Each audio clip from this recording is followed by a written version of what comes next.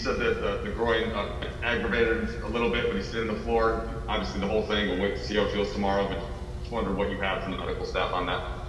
Yeah, just that it was tight and that he could continue.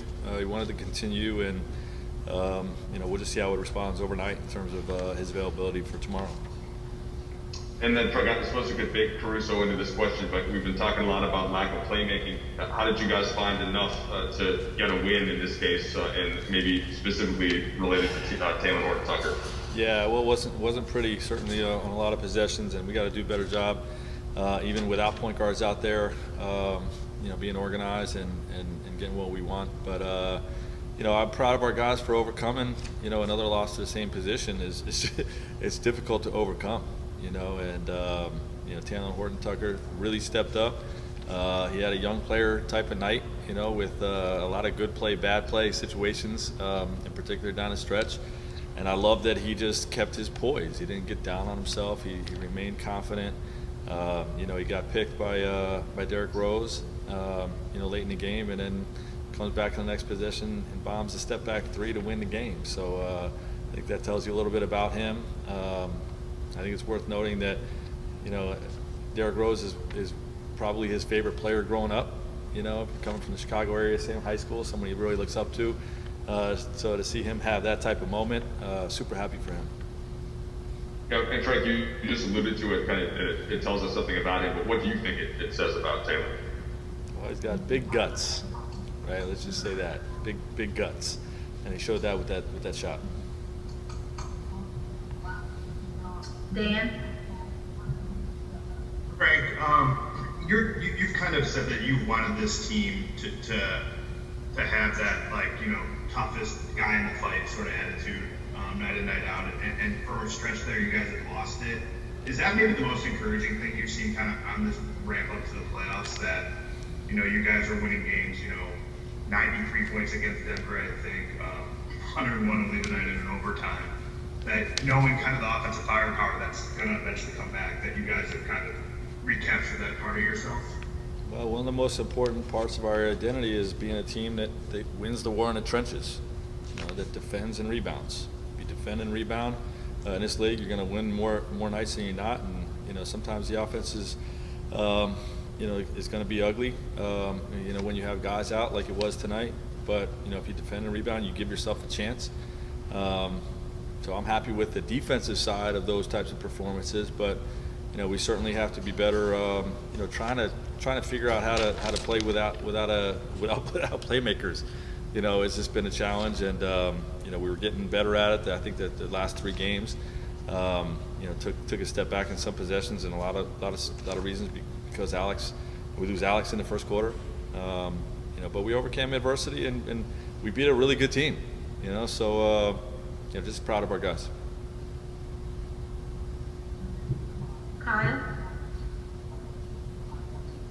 Frank, you've had that mantra you had the mantra for a long time before the injuries of not having two losses in a row. This is your first consecutive wins in a row since March. What does that momentum mean to this team that, a lot of these guys in this group have been so used to winning before this stretch of all these injuries? Well, it feels good to win two in a row. I can tell you that much for all of us. We actually that road trip where we were in East Coast, we talked about that just about every time we lost every time we won a game. Like, we haven't won two in a row in a while, and obviously we hit that stretch where we lost 8 out of 10. So it's been a challenging time for all of us, but we've remained together. We're confident in what we can accomplish, come playoff time. Hopefully we can get there healthy. Bill?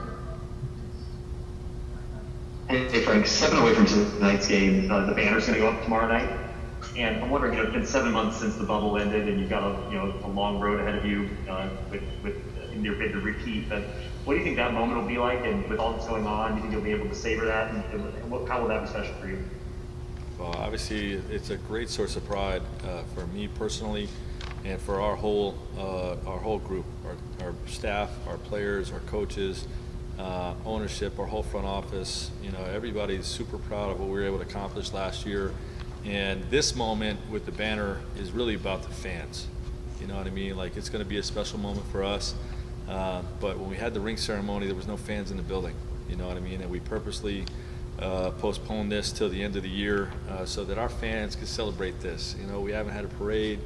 They weren't there for the ring ceremony. So for us to be able to raise that banner with some fans in the building is very special, and that moment is going to go to them, and it's there for them, the fans. Last two, Dave. Frank, since this team, or the core of this team was put together 2 years ago, there's been so many moments where it's been LeBron or AD to bail you out of situations, kind of lead the way. What do you think it does for the collective confidence of a group to have big plays down the stretch by Wes Matthews with the putback or Talon with the go-ahead three?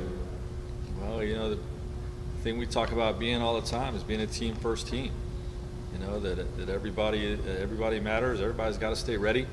You know, I think that's never been more true than over the last couple weeks.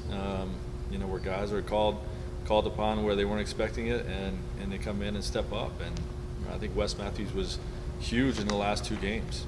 You know, not just on that offensive rebound and sent it to overtime and saved the win for us. You know, but just speaks to our identity that every player matters, every player is important, and we're going to need everyone. Last question, Jovan. Hey Frank, you guys are 5-1 in overtimes this season. I'm curious what trends you've seen in terms of your late game strategy and success, and does that translate potentially to the playoffs where you're going to have kind of, you know, overtime stretched over, you know, a 7-game series? Yeah, it's tough to say what causes the trend. You know, I just know our guys, we defend and rebound. You know, and we got guys on this team, even with, you know, the players we have out. You know, they make big plays down the stretch, and I think you saw that tonight with Wes Matthews and Talon Horton-Tucker making the 2 biggest plays with Talon's 3 and Wes's offensive putback.